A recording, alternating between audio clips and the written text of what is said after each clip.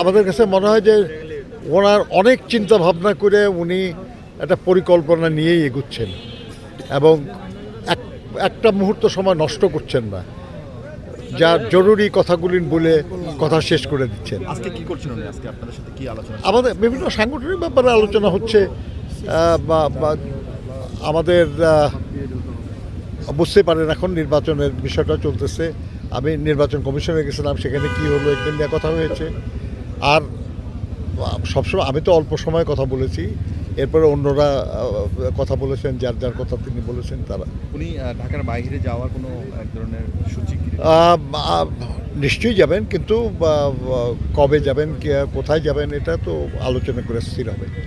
আচ্ছা, আর এমনিতে জোটের প্রার্থীরা নানান জায়গায় বিএনপির পক্ষ থেকে অনেককেই ধানের শীষ দেওয়া হচ্ছে বা অনেকেই বিএনপি যোগ দিচ্ছেন, অনেকের আসন সমঝোতা হচ্ছে, সেসব জায়গায় অনেকে স্বতন্ত্র নির্বাচন করার জন্য ঘোষণা দিচ্ছেন। আপনাদের জন্য এটা আসলে একটু বিব্রতকর কিনা এবং সেখানে আপনারা কী ব্যবস্থা নিচ্ছেন?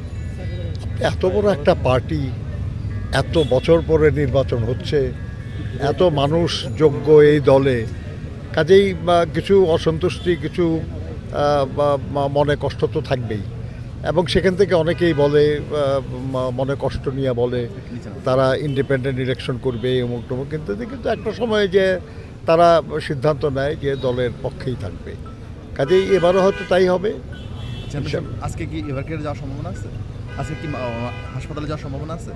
আমি জানি না ঠিক। ধন্যবাদ।